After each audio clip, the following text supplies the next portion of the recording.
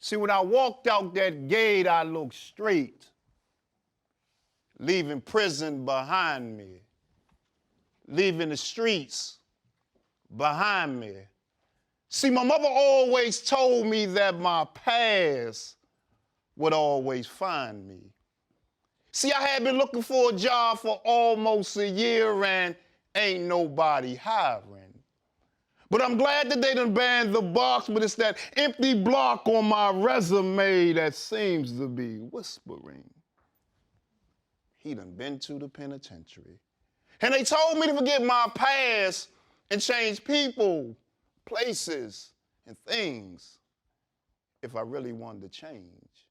But now I'm in this new job interview, not knowing what to say or what to do.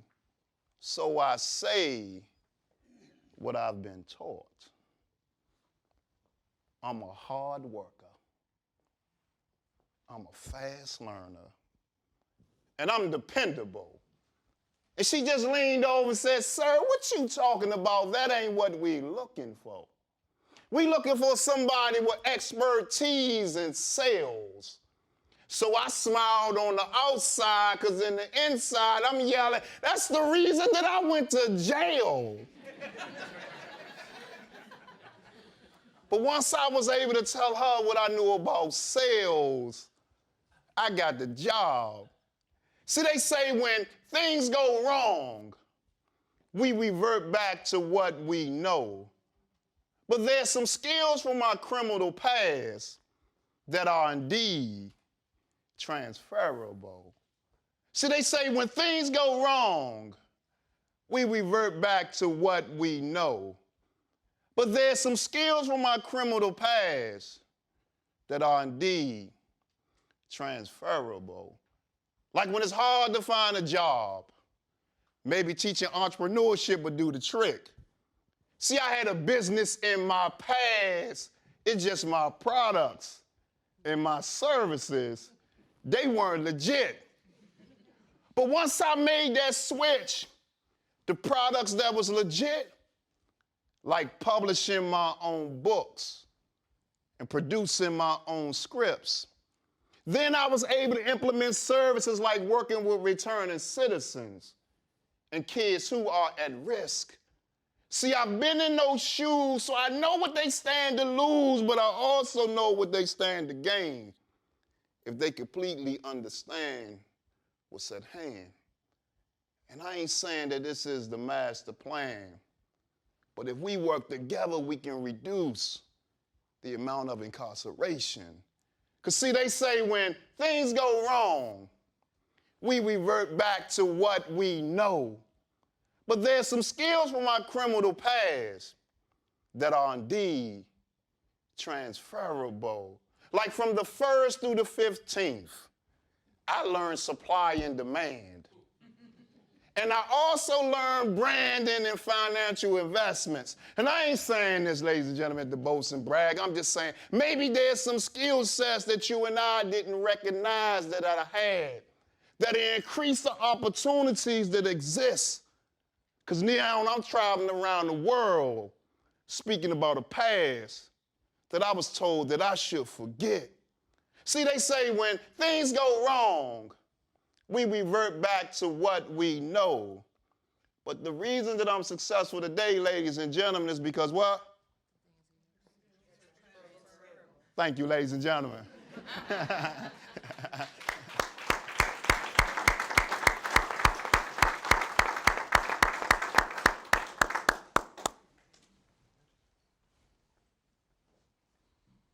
You know, Carrie, I really enjoyed what he said. That was really powerful.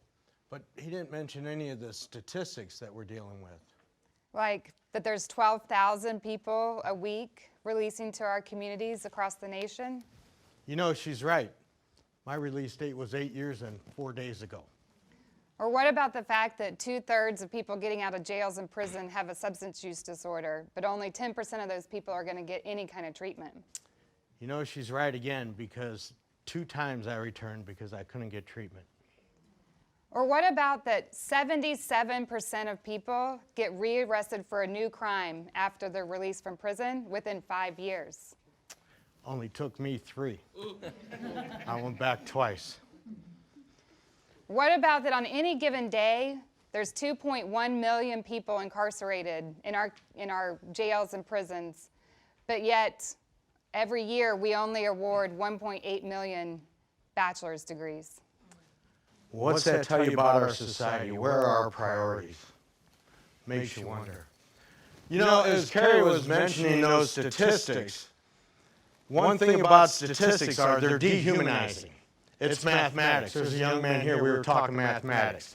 They're cold, they're impersonal, and math is an absolute science, so they're always right. 2 plus 2 is always going to equal 4. Statistics are always right. But what if we can make statistics human? What if we can make statistics a person? What if statistics could be me? Okay. I find the dehumanization of prison much like statistics. Okay? In the state of Missouri, I'm not Bill Rone. In the state of Missouri, for the Department of Corrections, I am 295652. I will be always to them. 295652. That's dehumanizing. But in the prison system, the most dehumanizing part of prison is the release. And let me use an analogy so you can get a better idea. When wild animals are captured and put on display, they lose their natural abilities because they don't get to use them anymore. Okay? They become institutionalized. They're dependent on their keepers for all their basic necessities. Research proves that without proper help and training both before and after release, very few can survive or readapt to their natural environment.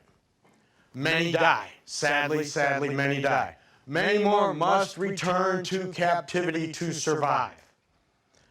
The released individuals from our prison system is very similar to that analogy. No training, no help. Welcome to your environment. And the statistics prove it. Okay. When I was released the final time, 8 years and 4 days ago, I was fortunate that to survive, I had some friends who were willing to help me. I had some friends in construction that knew of a house I could live in. Now, when I say a house, let me just say it had a roof. They were gut rehabbing this house, and I was allowed to live in there as long as I worked for them on weekends. No pay was involved, but it was room and board for working on weekends. They had electricity, but there was no plumbing. They had a Johnny on the spot in the backyard.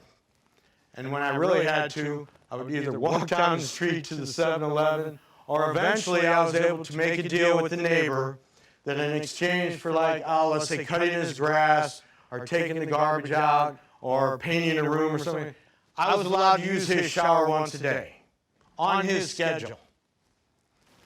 Eventually I was able to find a job washing dishes. College-educated 50-year-old, and the best job I can find is washing dishes. But I took it. I was only allowed to work 30 hours a week because anything more I'm considered full-time, and you've got to pay me more, and you've got to give me benefits. Well, that wasn't going to happen. However, I took that job, I worked that job to the best of my ability. Someone there introduced me to someone in the catering business, and I was able to get a part-time job there. Again, can't work 40 hours a week, we can't afford you, we're not going to give you benefits. However, between those 2 jobs, I was able to eat every day. And that's why I took them. Eventually, I was able to save enough money to get my own transportation, widen my world. My first transportation had 2 wheels and 10 speeds. And occasionally downhill it was pretty fast. However, one Saturday, one of the construction guys was talking about this old beat-up truck he had. He tried to donate it to Goodwill. He went on to say it had no rear window. It had no brakes, had no battery.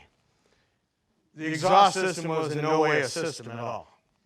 Front windshield was cracked. Let's see, driver's side window didn't go up or down, it was frozen up. You needed some mirrors. There's more rust than paint.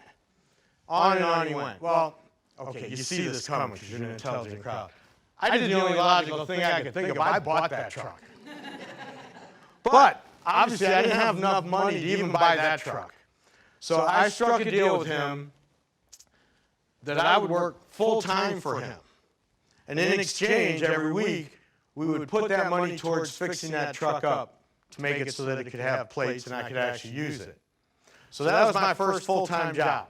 No money, but something at the end. So I had to keep my other two jobs, so I did have some money. As time went on, I was able to use that truck to, again, increase my circle. It finally got plates, finally got a rear window, finally got an exhaust, finally got everything. So my survival went higher, okay? I actually was doing a little bit better than just surviving. But I realized early on, I can't do this the rest of my life. There's got to be more. I have to start living again. So what I chose to do with my limited options was to go back to school. I went deep into debt. I went back to school. I'm happy to say that in 2016, I received my undergrad from Harris Stowe State College University in St. Louis. In 2019, this year, in May, I was able to receive my master's in social work from Washington University in St. Louis. Thank you. Thank you. I didn't do it alone. Okay, please believe me, I didn't do it alone, but thank you. I do appreciate that. What I learned from those experiences are what it takes to make it without the proper social support. Where was I going to go? Let me look real quick. See where I want to go. That's right. Okay, what I wanted to say from that is what I learned, and this is what I meant to say, is that I had to learn I refuse to let anyone use my past as a weapon against my future. Thank you. Thank you. What I want to say now is that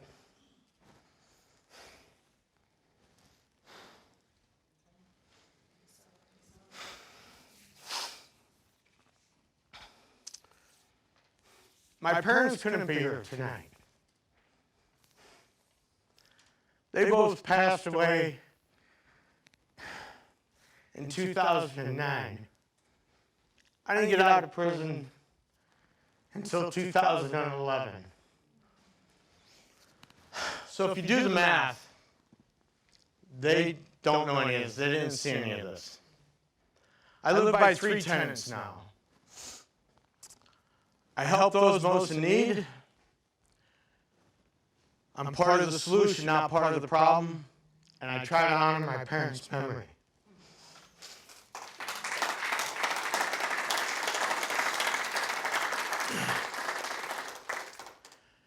They don't know that I'm helping those most in need. They only knew I was one of the most needed to help. They don't see that I'm part of the solution.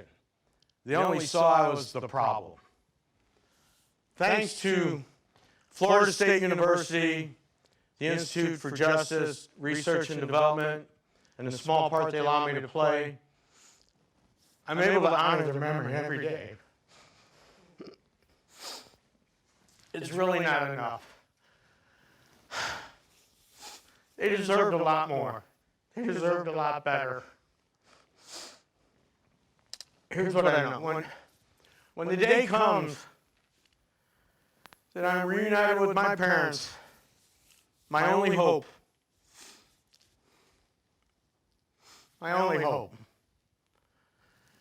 is that they're proud to be my parents. Because I'm so proud to be their son. Thank you on behalf of Robert and Phyllis Rone. Thank you.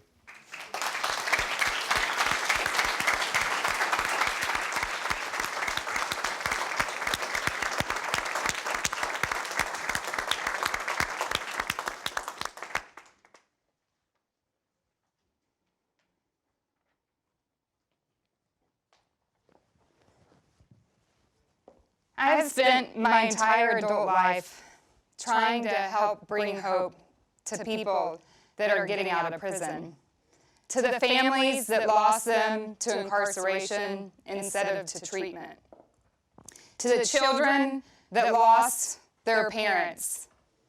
I think about oftentimes when I'm gone for a week for work, how hard it is on my children, but I can tell them when I'm coming back. I can tell them that I'm coming home. We have 11 million people a year, most of whom are parents, who can't tell their children when they're coming home. And what about when people get back? What happens in our communities? We shut doors to opportunity.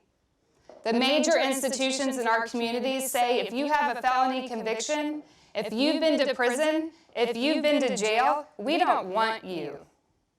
We don't want to hire you. We don't want to educate you. We don't want to sit next to you at church. Many people with felony convictions want to be a part of their children's lives. They want to take them on a field trip to the zoo. Do you think they're allowed to? No, they won't pass a background check. Doesn't matter what they did. It doesn't matter if they wrote a hot check. Doesn't matter if it was a conspiracy charge. Doesn't matter if they committed murder. Everyone's treated the same. Some of you might say, well, hey, they did the crime. There's consequences with that. So let's talk about who goes to prison in our country. Criminal behavior is not the greatest predictor of incarceration in the United States. Race and income are the greatest predictors of incarceration. And this is not my opinion. Fortunately, I'm a researcher and I value facts a lot. So let's talk about the facts of that. Let's take race as an example. Individuals who are Black or African American are more likely to come into contact with law enforcement because of racially biased law enforcement practices over policing certain communities. Once they come into contact with law enforcement, they're more likely to get arrested. Once they get arrested, they're more likely to be charged. Once they get charged, they're more likely to be sentenced. Once they get sentenced, they're more likely to be sentenced more severely. And once they get released, they're more likely to come into contact with law enforcement. So we have an institution, a social institution in this country that fails 77% of the time, and the people it's failing are uniquely disadvantaged, sometimes forever. Many people would say always forever. That a felony is a life sentence. This is not acceptable. This is something that more and more people are realizing, politicians, community members, people with access to influence, people that are experiencing it, that we can't do this any longer. We are at a place in our country where we have the moral will, the fiscal will, the political will to transform how we approach criminal justice. But you know what we don't have yet? Is a lot of data-driven solutions. So one of the things that we're doing tonight is signaling to you all, signaling to our community, signaling to our country that Florida State University is ready to lead and provide some data-driven solutions.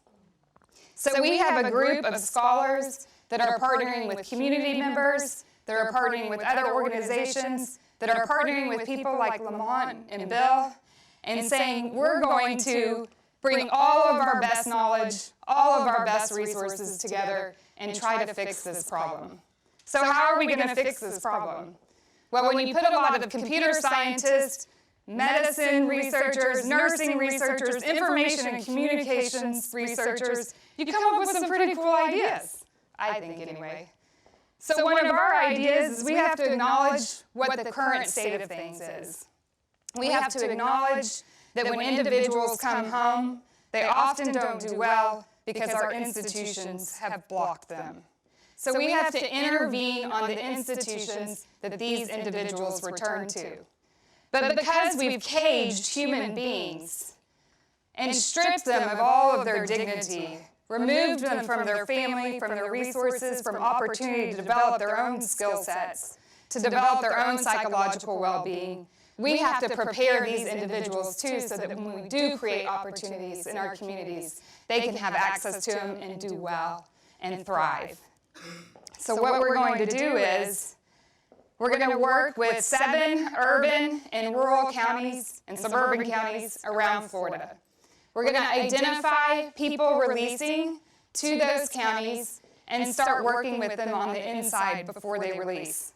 We're going to use all of the evidence-based technological interventions that we have at our fingertips right here at this university to help individuals before they get out, not only to think about who they have, who their support networks are, what kind of things that they might think that they could do possibly if anybody would allow them, but we're going to help them to think about who their greatest future self could be.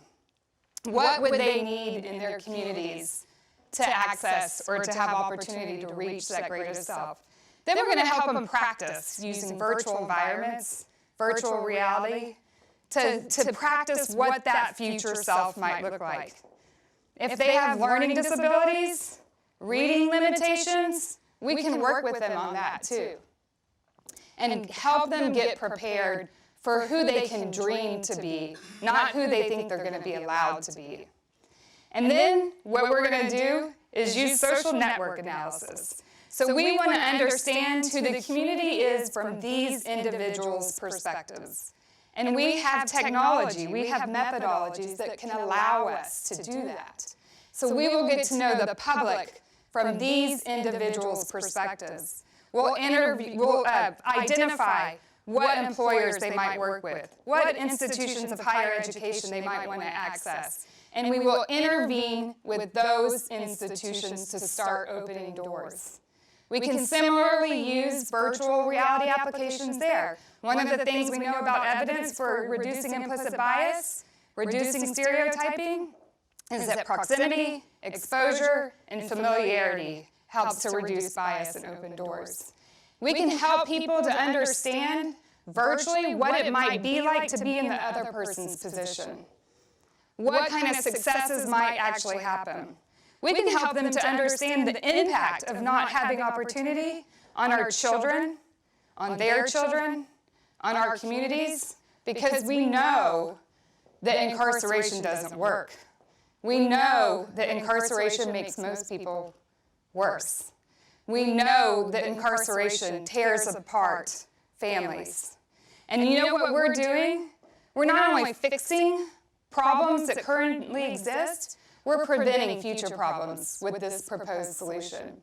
Because one of the things that everybody in this room knows, either from a personal perspective or from someone they know, is that when parents do well, which are most of our individuals getting out of prisons, their children do well. And when their children do well, they're not committing crimes, they're not getting into trouble, their families do well. And when families do well in our communities, then our communities do well. So this is not an issue. Transforming our criminal justice system is not an issue that is going away. And it is an issue that we have a moral obligation to pay attention to. Transforming our criminal justice system is the civil rights issue of our time. It's the human rights issue of our time. It's the justice issue of our time. And it's the liberty issue of our time. Thank you. Thank you.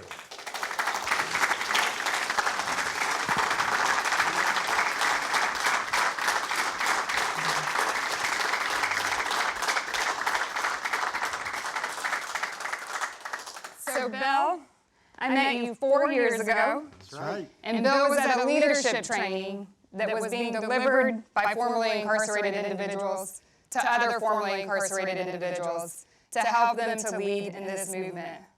After that, Bill became an intern with our research center, and then a volunteer to guide all of our scientific methods that we used.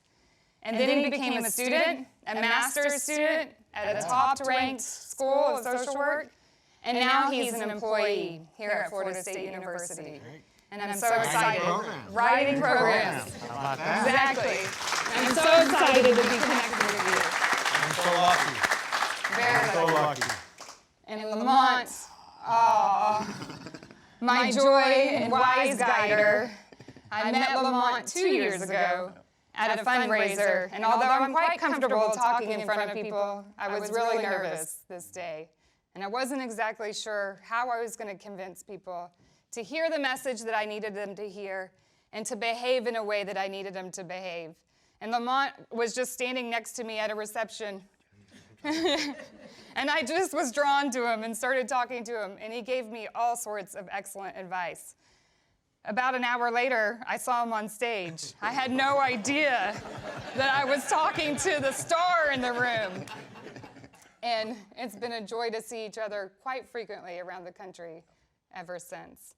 So I know part of tonight we wanted to have some dialogue around what we should do, what the state of things are. So do you mind joining me on the couch? Thank you. Happy to. So you two are success stories. We know that there are lots of other situations that are not success stories. Lamont, what made your story different than many other people's stories after you got out? So mine started from being in. So I've been in 11 maximum and medium institution prisons. I went in at 16 years old. And adult prisons, right? Yeah, adult prisons. And so what changed me was several things. Fear first. I knew I had felony conviction. I knew I was an African-American male. And the street that I had bought into, the street codes and all that I thought was going to be there and support me, had abandoned me. And so I felt angry, lonely, and all of that. And then they forced me to go to school because I was under 21. And I got the GED. I had dropped out of school. I mean, I had stayed back in school in kindergarten. I don't know how you stay back in kindergarten. I stayed back in first grade. And then, so in prison, they made me go to school, the GED, and I got the GED. And that was my first mainstream win. And I know they say like 80% of people that end up in prison are school dropouts. And so the GED, I was like, I am smarter than they thought I was, right? And then so I rolled into the college program, and I was taking business management. And they was talking about supply and demand and distribution. I was like, I'm charged with them charges right there, right? And so my life from that point on became my slogan, keep your hustle, but change your product. And so I had a goal, I had a dream. And so when I came home, to be truthful, my parole gave me a job at Denny's holding the door. Welcome to Denny's. Come back to Denny's. And they weren't thanking me for holding the door. And I come from prison is built on respect. And so I was getting angry because they weren't thanking me for holding the door. And plus they wasn't tipping me. I watched the Jeffersons in prison. I thought, like, Ralph, you're supposed to get tipped. And so that job ended up lasting me like 4 hours. Well, at least you gave it a chance. Right. But then I fell into entrepreneurship. I was selling socks on the street corner. And my parole officer was like, how I know that that's what you're doing? Because you've been known to sell other stuff. And I ended up going into a dollar store and buying a receipt book. And so every time I buy bulk socks, I would get a person, I fill out the receipt. Most of them didn't want the receipt. And so that started the entrepreneur stuff. And then I fell into the arts, and then I got asked to speak by my parole officer. And so I've been engaged in that ever since, and running around the country and abroad, like working with, trying to bring down violence with gangs in like Trinidad and Tobago. Just came back from Ghana. So focus, but the will and the determination that I wasn't going to be defeated. And even though all of these barriers exist, if you step back from your problems and look at the whole picture, there's always a way around it. And so when you called me and talked about this opportunity, this seemed like the best opportunity for me to help those that I left behind, because I don't forget them. That is the reason that I go into the prisons, so I can remember where I came from, because every day that I'm free, I'm successful, and I build upon that success. And so I think for the audience, as family members and loved ones and people working with returning citizens, find out what the dream is that they had in prison. Not the dream that they tell you when they get in front of you, because to get my family to accept my call, the next time I call, they say, what you gonna do when you come out? I'm gonna do anything. I'm gonna work anywhere. I didn't even lift weights in prison, so I know I'm not going to no construction site, right? And so it helped them to try to reconnect to those dreams. And so for me, staying focused on what it is that I want, even though sometimes my brain is all over the place, because I'm so hungry, I'm so trying to prove something to myself and prove something to the world and to those that abandoned me when I was in prison. Like, how can you leave me when I loved you unconditionally? And I'm talking about them dudes in the streets that I would have killed for, right? That I would have died for, loved you unconditionally. How could you not? And picking up the phone and hearing my mother not accepting the phone call, how could you not love me, but not understanding, because the phone call is $5, like a minute or so. That's why she couldn't accept the call. So I'm determined to never put myself in the bondage that I can't get out of anytime that I want. And the only way to do that is for me to be extremely successful in helping other people stay free and helping our society see that we all want the same thing they want. Live in a safe community, have our kids go to good schools, be able to have a good job, so we can feel valuable and be able to contribute to society. So I know that was a long-winded one, but I wouldn't expect anything less. yeah. I hang out with you quite a bit. What about you, Bill? Oh, yeah, I'm going to top that. Thanks. Right? Yeah. You're up. Yeah. No, it took Everybody you bring 3 times, though, right? Well, that's true. So what would have needed to happen differently for it only to take once? You know, the easy answer would be to blame everybody else. That would have been nice to say, well, there was no support system, and that the prisons don't have anything prior to release, and that it was this guy's fault and this guy's fault. But that's exactly what put me in. That's the easiest way to get in, is to blame everybody else. It wasn't me. You watch every movie, it wasn't me. But seriously, the difference, a lot of it was spiritual. Fortunately, I had my spiritual awakening while I was in. That drove a lot of it. And then I realized, much like Lamont was talking about, that it wasn't society that was failing me. I was failing society. I was not a contributing member when I'm out there. You know, I just want to share one short story so I can talk as long as Lamont. I think you can actually talk longer. Yeah, there was a night, and I guess that would be early morning, and I was in a neighborhood I shouldn't have been in, and in case you can't tell by the lighting, I'm white, and the neighborhood was not, and I got pulled over. So the first defense I tried to use was racial profiling. How'd that go over? Thank you, yeah, about like that, about like that. And I use that, though, because then when I get in, there's always things that you try to fall back on, again, not to blame yourself. So this last time in, I realized the gift I had to give to the others, is what Lamont was talking about, was education. I found out I could reach these guys for them to get their GED when the teachers couldn't. I've done these math, I don't want to call them tricks, but these shortcuts. Yes, and even I can understand them. Exactly. Pretty good. So I can teach anyone. So these guys had never had anyone that cared that much and was that much invested in them. And that was a huge difference. And statistics, I don't forget these numbers, okay? The first institution where they let me be a tutor, within 6 months, out of 83 guys they had me working with, 79 got their GED. And it was just because I could relate. You know, you said a funny thing about sales. Okay, a lot of these people were salesmen. Okay, and they were struggling with fractions. Okay, well, the teacher never knew. Ask him to break down a pound for you. Ask him to break down a kilo. A pound of what? Your choice. Your choice. Wondering. Your choice. I thought you might be talking about something illegal.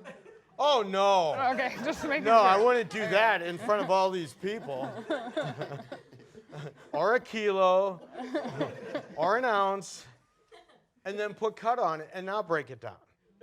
And what they didn't realize the whole time, they were already doing fractions.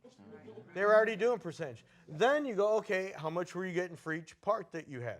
Okay, so what was your profit margin? All of a sudden, math was not a problem. So we moved on, you know. Then I came up with a system on how to write an essay. And we moved on. And the success just, it actually got to the point that I was basically a teacher. I had my own room, and when they tested close enough, they would give them to me, and I'd push them over the top. And the test taking tips, I think most of you know these. You go through the test, because it's all multiple choice. So you go through the test, and you mark the ones you absolutely know you're right. That gut feeling, you go.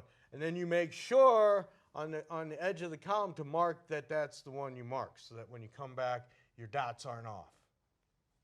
So then on the next ones, you learn to do, out of the 4, 2 are going to be ridiculous, 2 are going to be close.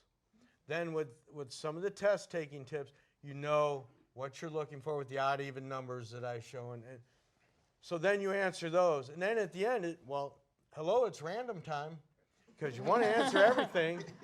So think about that, though. These guys were averaging about a 50 on a test, okay? Say 100 questions, they were getting 50 right.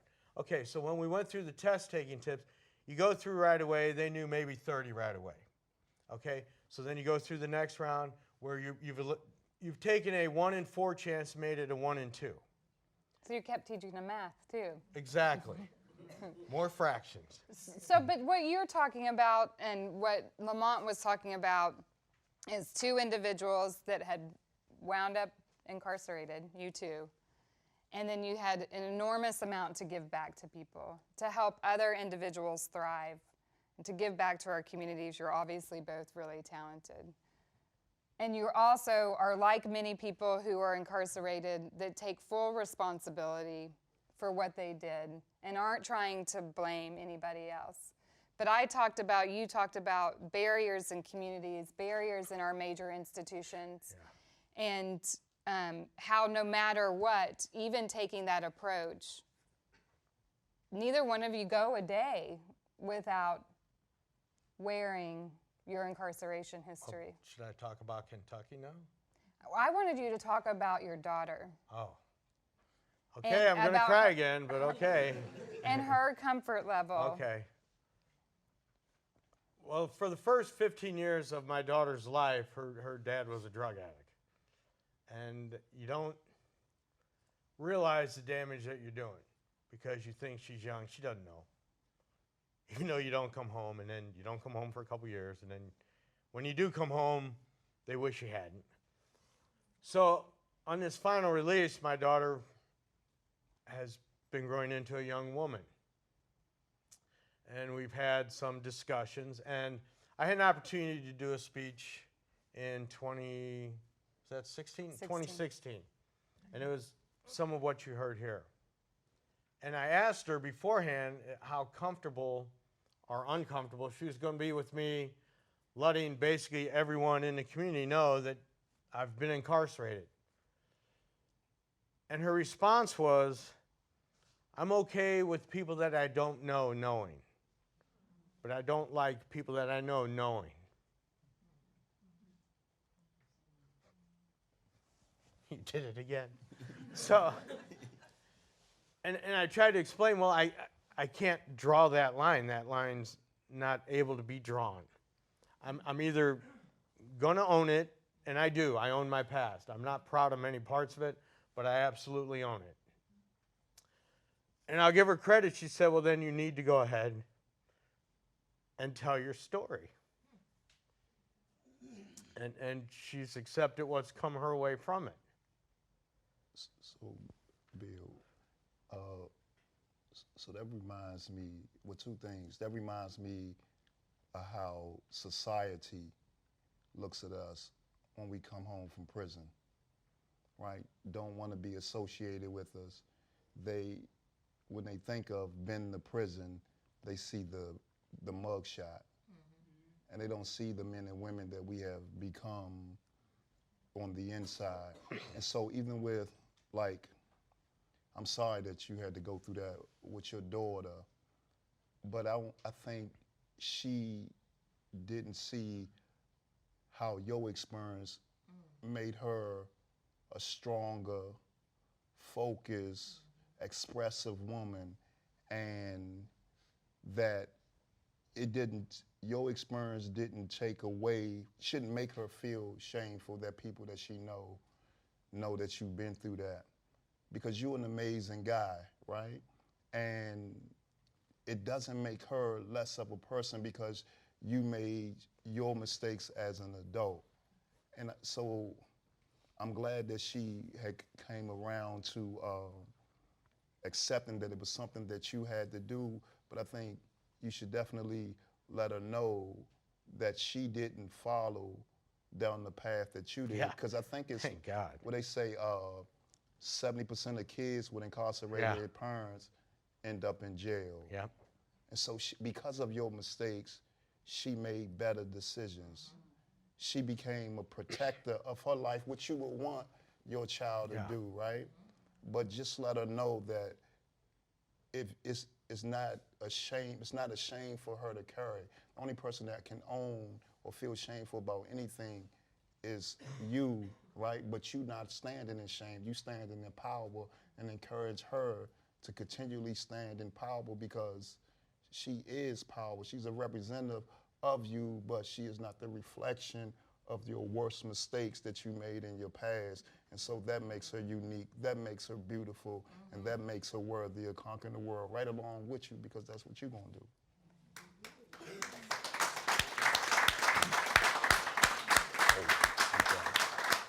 So let's talk. Oh, go ahead. I just know as a father, though, and the fathers out there, you can relate to this.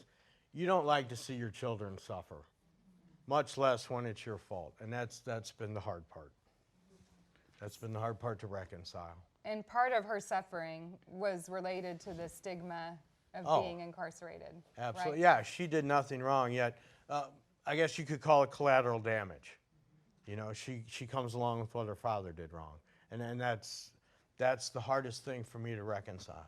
And we have collateral consequences all over our country. Yeah. In fact, 45,000 public policies that are intentionally blocking fathers and mothers and other incarcerated adults from being able to have certain types of employment, from being able to have support to get education, Housing. from being able to have housing in certain communities, from being able to, in many states, even adopt or foster a child.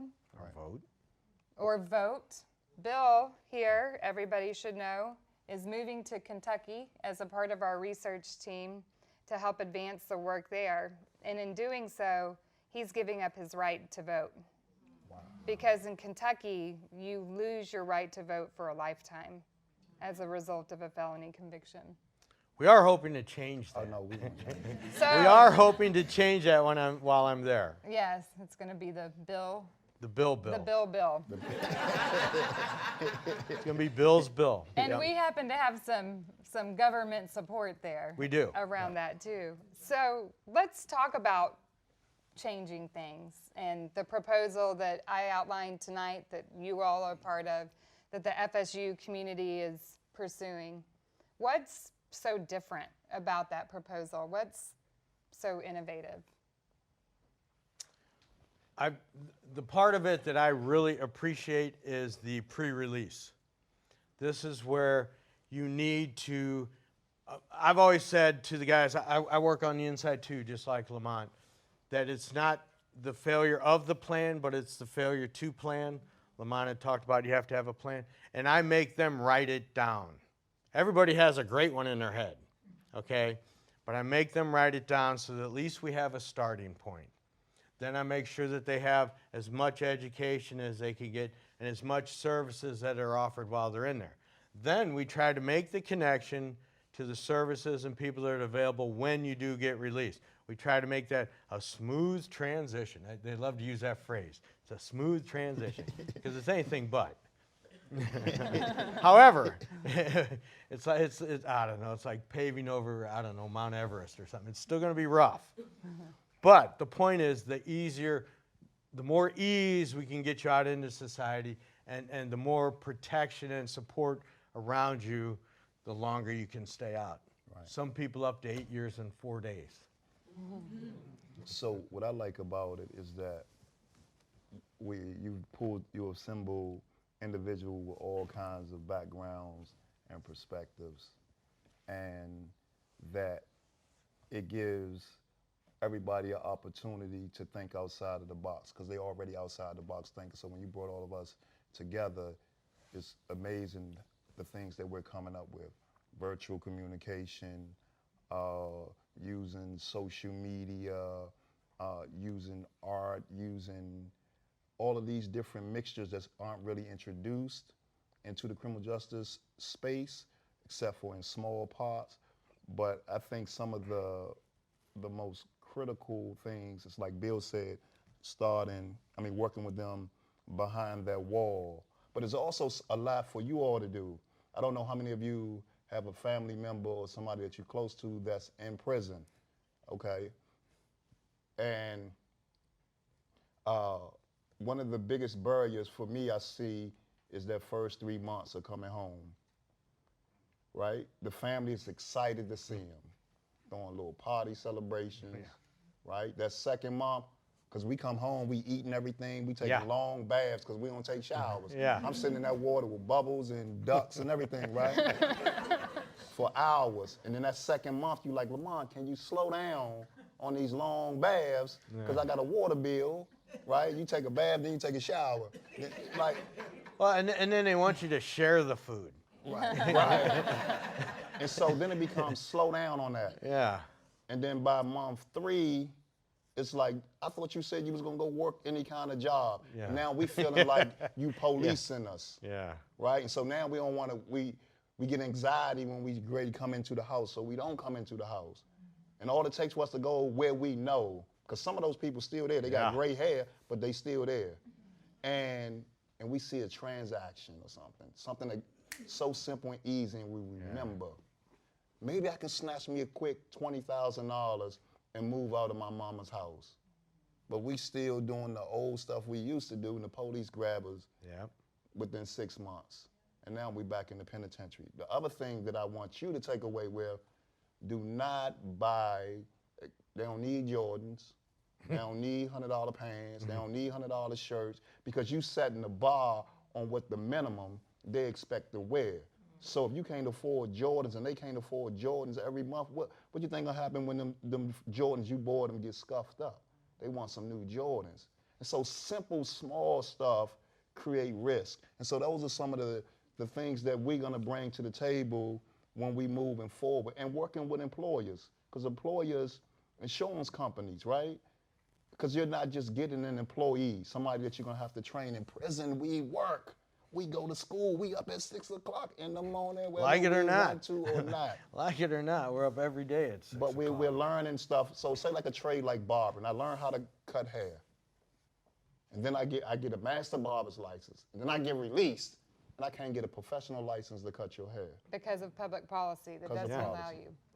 So that you get trained on doing a profession that you're not allowed to do. Right. So I know the 3 of us could sit up here and talk all night. And if we must. Yeah, Only under we've duress. probably done that a few times before. But we want to hear from people in the room too, and questions and comments. Yeah, hopefully you've been filling out your cards. You all may have. So all those cards that we handed out, if you want to write down. Pass them to the middle. Any questions, we'd be happy to start to have a dialogue with you too. We've got some volunteers that will be. Vannas, we got some Vannas. Vannas, like Vanna White. They're going to turn the letters. Turn the letters. Pass your cards down to the middle aisle.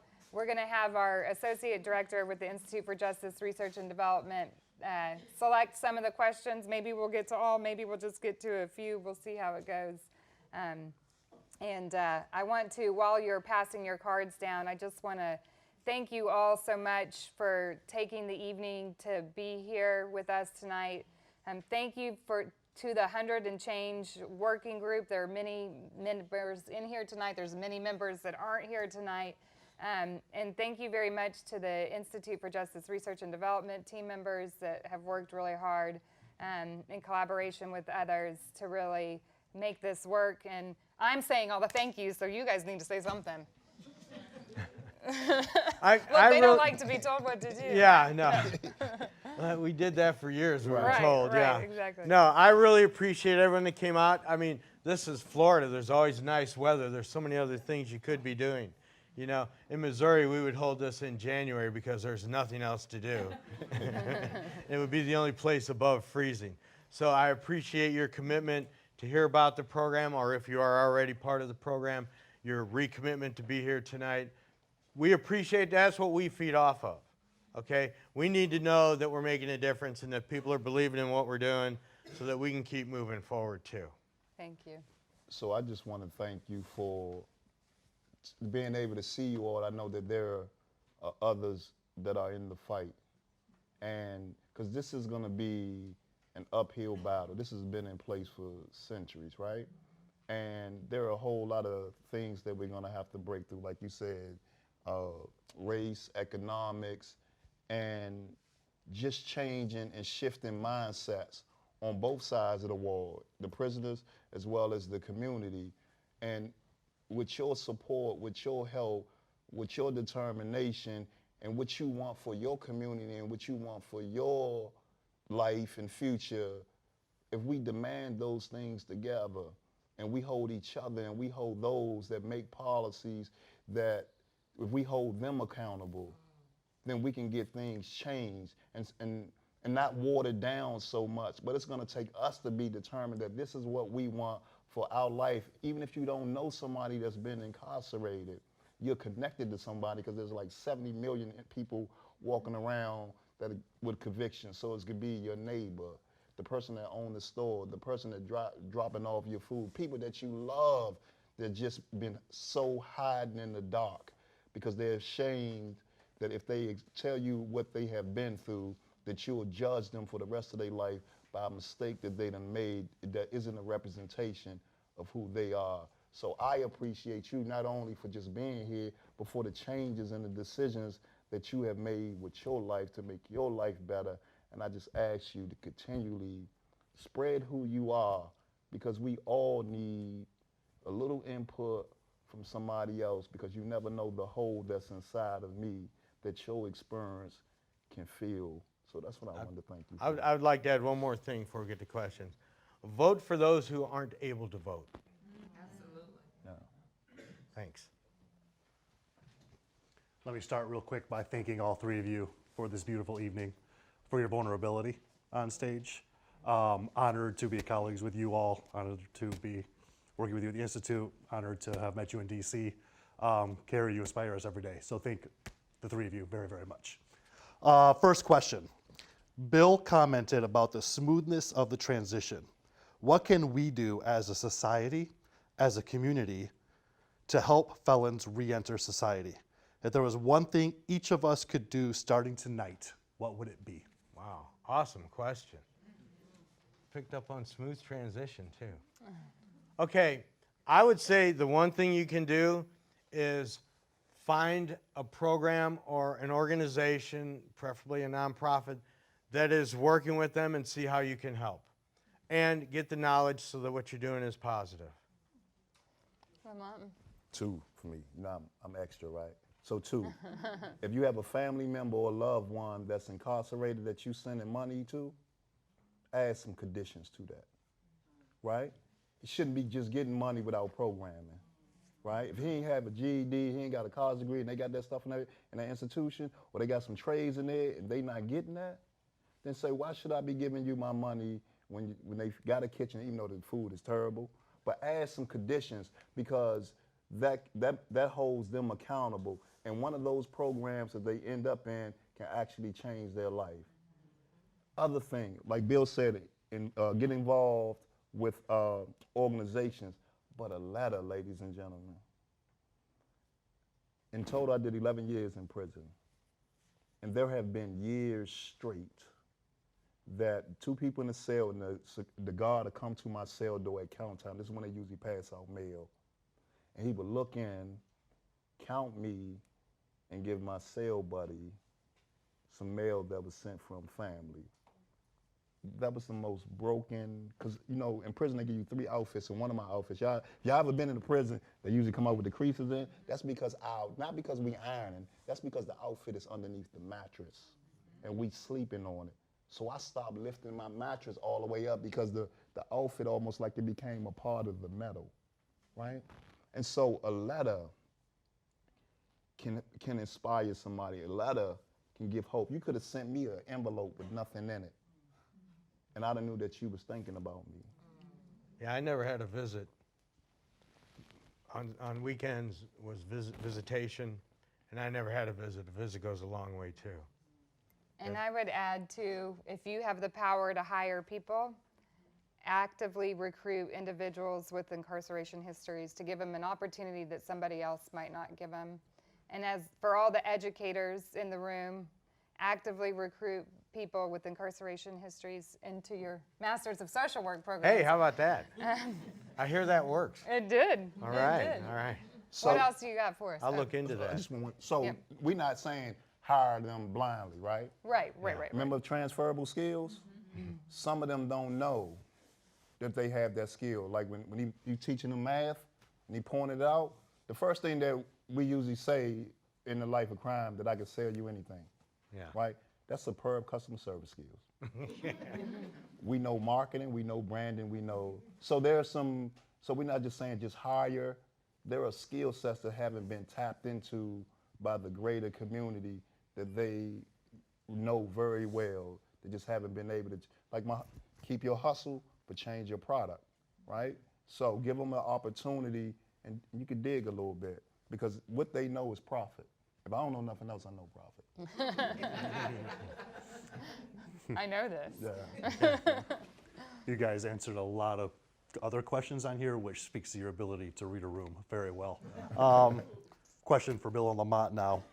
If you could talk to your 15-year-old self for 30 seconds, what would you say? Wow. Streets don't love you. They're gonna wear a t-shirt for about a week. Then the t-shirt gonna end up in a closet or in a trash can. And that's gonna be your memory. You know, well, at 15, I didn't have a lot to tell myself, but if I could age myself a few years, I'd be like, go in the Army. I would have missed all this, you know? Stay in school.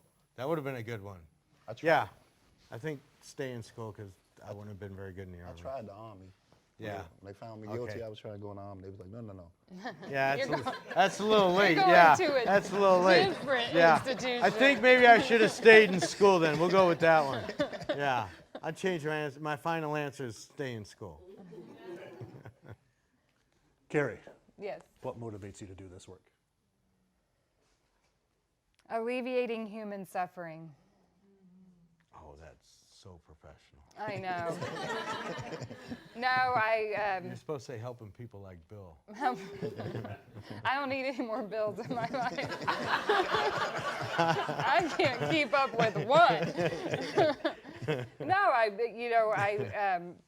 learned in high school what jails and prisons do to our communities and to individuals, and there's an enormous amount of human suffering that is unnecessary. Yeah. And it limits our country Yeah.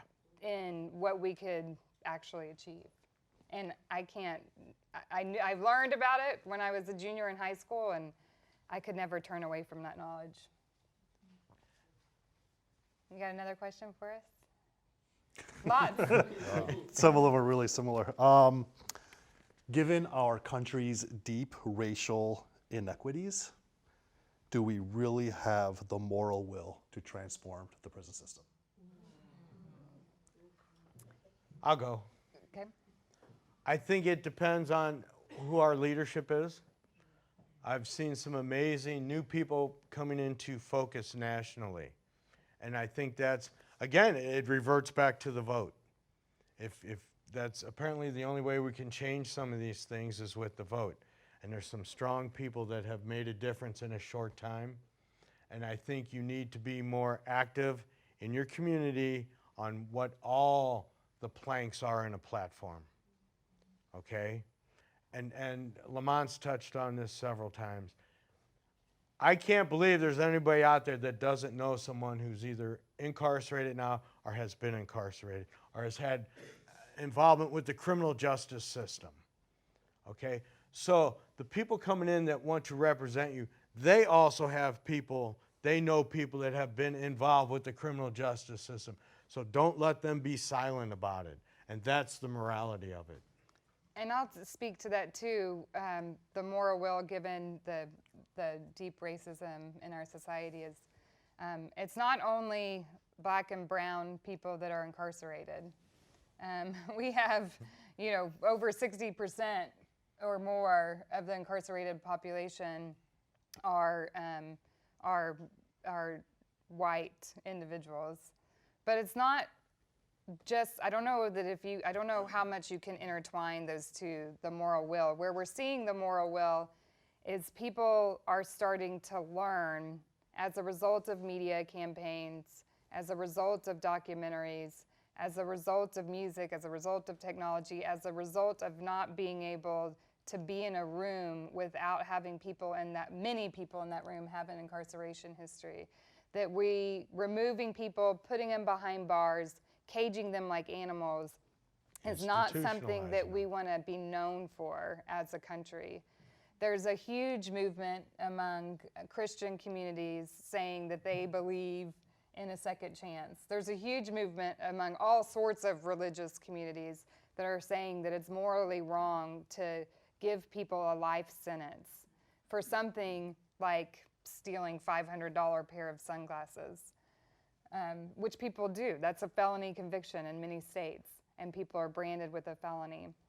People are realizing that what we've been doing is wrong, and the solutions that we come up with, the solutions that we say are solutions that are going to have to acknowledge that we can't just reduce the number of people that are in prison. We have to reduce racial inequities, and we have to reduce economic inequities, because reducing just the incarcerated population and then increasing that would not work. But one of the places that I thought you were going to about the new people that are coming to the table is that we are seeing across the political spectrum people saying that this is unacceptable and seeking out data-driven, evidence-driven solutions, from law enforcement contact to helping people succeed after incarceration. And the country's been moving in that direction for the past 10 years. We have prosecutors getting elected on campaigns to incarcerate less people, on campaigns to convict less people. So hopefully that answers your question. In progressive and conservative cities, that's happening. In progressive and conservative cities. I got 2 cents. It's a whole lot of factors, right? But systematic, the racism piece, right? The trauma that we inflict on from both sides. I'm open today. My white blood cells is attacking my eye, right? And so I'm taking some chemo medicine to slow that down. And so they told me they want me to wear a mask when going to the airport. And I had to make life decisions on how comfortable. First I tried to get a note from the doctor so I can put a mask on, like just to cover my nose and mouth, right? But my immediate concern was, am I gonna be tased? Am I gonna be proceedings about the hijack? You just heard it in the crowd before right? you even answered it, yeah. And so they know. When we talk about changing the morale, we have to recognize and the the complications and the layers that exist, and can't. I grew up in public housing. I don't know how my parents got there, but they have good jobs, right? But my father couldn't live in my mother's house if she wanted a roof over our head, and that was policy. Right. But they'll project that African American men leave their families, but not saying that if you're living in public housing, he cannot be a part of that if you want some support from me, right? And then you look at, because all of this feeds into the prison system, because now my father can't live with me, he can't find a job, so now he's got to go in the black market and sell illegal stuff in front of the house to show my mother that he's trying to do something. And then he get caught up in the criminal justice system, can't never get out of it, right? And then schools. The schools in our area where we live are poorly funded, right? And then when society or our state or county figure out that, whoa, this is a good area to live, then policies are passed so that public housing shrinks. In DC, public housing is almost done away with, right? And then you look at the police situation. Oh. All of this feeds into the prison system. All of this is based off of all of those years that we went through the slavery and all of that is still is connected. And so I think with the police situation, until good police officers start representing the badge that they wear and hold those criminals that are breaking the law accountable like they would hold me accountable, right? But they need some protection in order to be good police officers because they be retaliated against, so it's like they become organized crime. And then within the prison system, it's the same thing. The prison system is so segregated based on race, right? So even though you're not racist and you go to prison, you might come home a full-blown racist, right? So with me, I'm like, is that part of that divide and conquer, right? So that the prisoners won't ever come together. And so until we start having real conversations, so that's one of the things, and I'm gonna shut up. One of the things that this new administration was able to do is rip the scab off and let people be who they are. Because before I could end up in the alley and end up dead and not even know this person that I was walking down the alley would hate my guts, right? And so while people are able to be open about their feelings, I think that's where conversation and dialogue and healing can begin. But until we address the elephant in the room, we just allowing the elephant to roam around and crush us as we go, and we stay divided. Which is one of the reasons, too, that we're proposing not only to work with individuals, but actually work with the institutions that are driving our bias and driving our disparities. All intersectionality, that's a big word I learned in graduate school. Okay? And it's true, though. It still annoys me, Bill. Thank you, yeah, thank you. Lamont, you don't get to shut up yet, actually, because it's as if you were in my head as I was integrating questions here. A lot of people asking about divisiveness and how we can change the narrative of the view of incarceration, considering the divisiveness that you speak of. How we can change the view? The narrative. The narrative, show more success stories. You have to empower those that you know that are been in prison, have been successful. The fear is that they're gonna lose everything if they come forward. Man, it's exactly what I'm thinking. The narrative is by who speaks it. Right. We have the wrong people speaking it then. If you're still seeing things as they were in 1954, then we need to change the speaker that's giving you the narrative. And so even with bringing individuals like me and Bill, not just saying you need returning citizens, you need you all too that have never committed a crime, because now our kids get the full story. But most individuals that have been to prison, they want to stop young people from going to prison. But you have to get them comfortable with expressing their stories and their views, because a lot of times they only see their mistakes because that's what they're judged by, and that's what they think they're gonna be judged by. And so not to be judged, they keep their mouth closed. But their mistakes help them become who they are. Who is successful without going and overcoming a challenge in a relationship and looking for a job and accomplishing goals? We got to fail a few times to make something happen. So you teach individuals who have, listen, I done survived the street life, I done survived prison. Look, freedom, I'm not just gonna let doing right break me down, but you have others that need a different kind of push than I have. I think me and Bill just had an inner strength, but there are millions of us. There are directors all over this country in governments and private organizations that are convicted murderers. Not nonviolent offenders, convicted murderers, and there are nonviolent offenders. There's been like two, one guy was in North Carolina that was a mayor, right? So we achieved the unachievable with barriers, but imagine if you empower us to speak our truth to power, then things will really change, things will really shift. So that's how I think about the narrative. I'm sorry, I'm long-winded. I would just add, I could really use help with that success in relationships part. You got the wrong I knew one, you were brother. going to sneak that Yeah, in there yeah, that's somewhere. right, yeah. That one's still not going so well. Never lose an opportunity. That's right.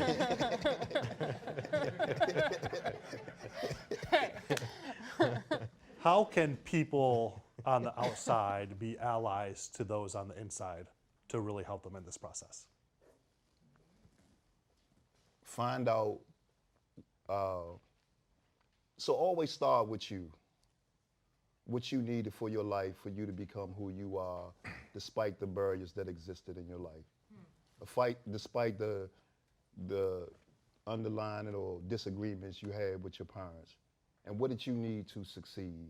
Because chances are the same thing that you needed to be successful is the foundation of what we need behind those walls to be successful. And then when you start from there, because we don't get counseling, you don't get counseling unless they think you crazy and put you on medication, right? So find out what programs are there. Hold the institutions accountable because they're supposed to correct behavior. And so there's no way possible the individual is supposed to do 6 months, a year, 20 years in prison, don't come out with a GED at a minimum. Because at a minimum, that's what you need out here to get a job, right? No, you shouldn't be in there without having access to a programming that can lead to a job in the state that you live in. So again, look at what you want for yourself, what you needed for yourself, and then look at the institutions that's supposed to correct Lamont's behavior and hold them accountable. And these politicians, they campaigning all year long because it's a job now, right? They don't want to lose the job. So hold them accountable. And just voting today isn't where you stop.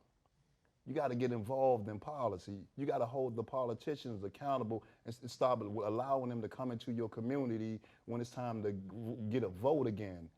What do you want? Why did you vote for them, and did they live up to the things that you need? And that is how we change what's going on into the prison system. You have to get at the table because you never know when you're on the menu. Do you have anything you want to add? No, that was good. And I would say in much shorter form, go inside. Is go inside and get to know who's in prison, and go inside and get to know why they are there, and also connecting with politicians and everybody else in the community. Talk about what you think is really something that people should be incarcerated for. Should people be incarcerated for a conspiracy? They didn't turn in somebody. Should we, I was just at a 1-year celebration freedom for somebody, a woman who just got out. She was incarcerated for 26 years, was taken away from her children for 26 years because she didn't turn in somebody she knew that was selling drugs. Is that really something that you think is acceptable? And if it's not, then that needs to be communicated. And for all the researchers in the room, there's lots of opportunity for more science that can be generated for more alternatives. Okay, if I was going to say anything, I would say you just need to be active. You need to be active participants. We have plenty of passive bystanders, okay? The silent majority, whatever phrase you want to use, whatever generation you're from.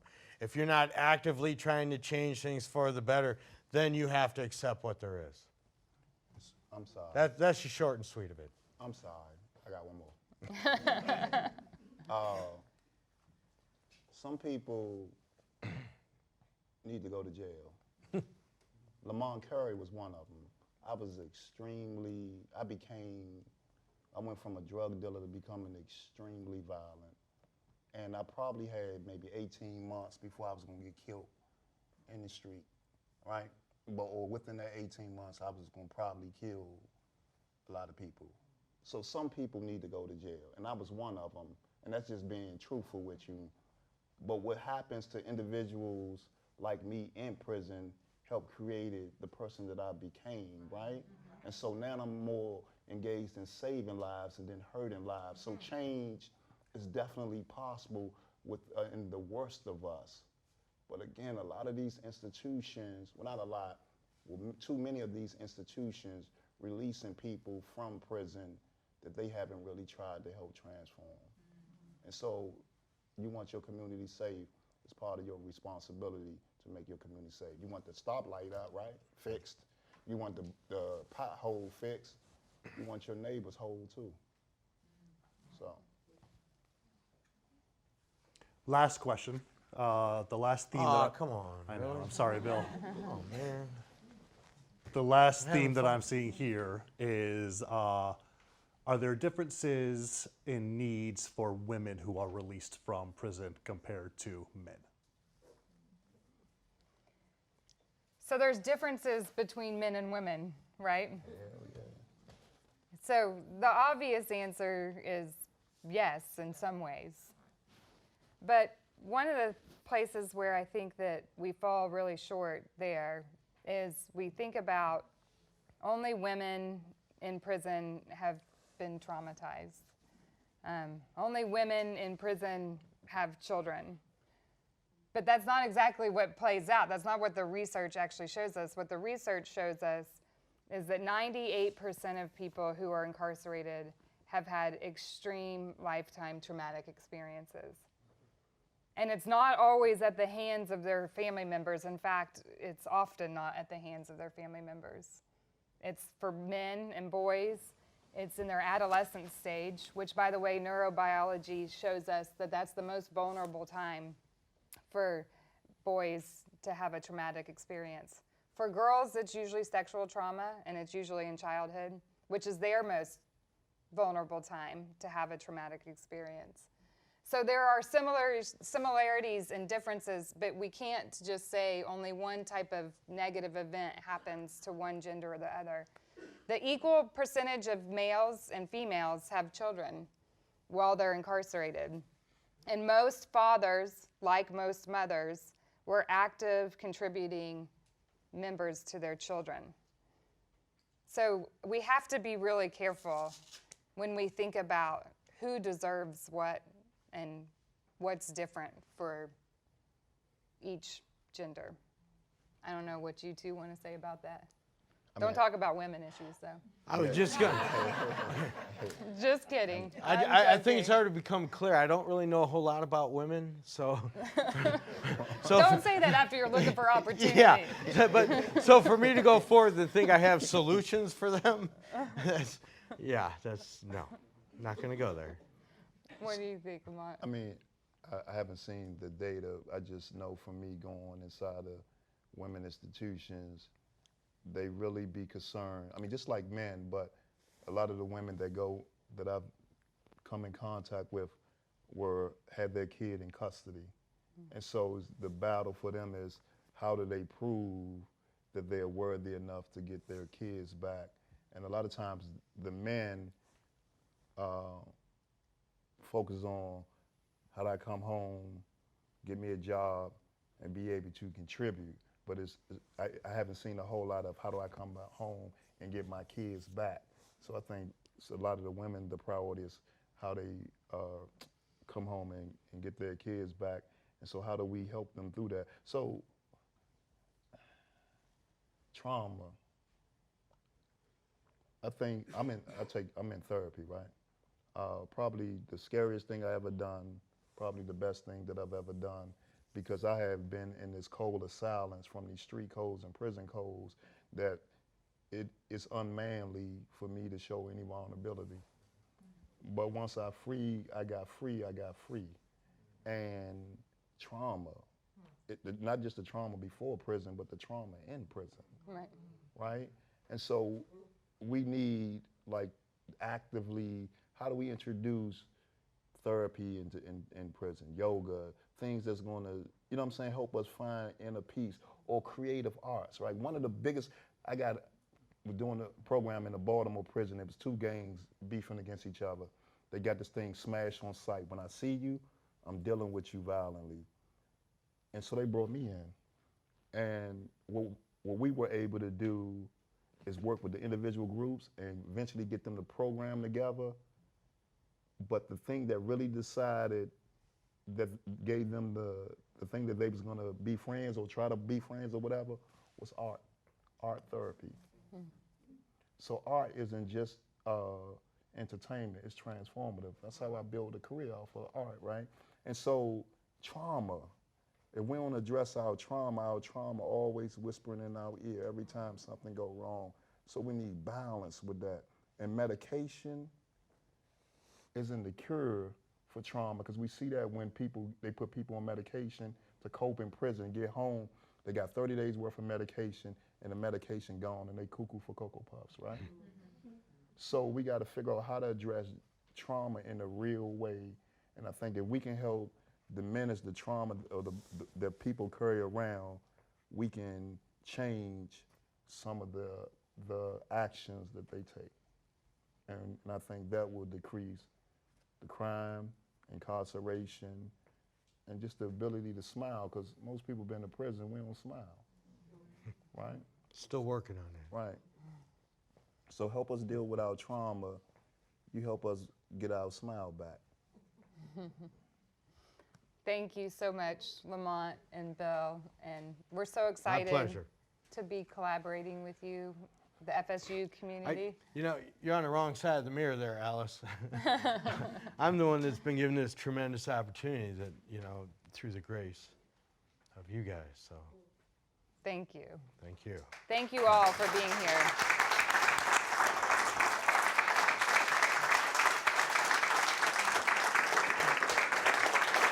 Thank you.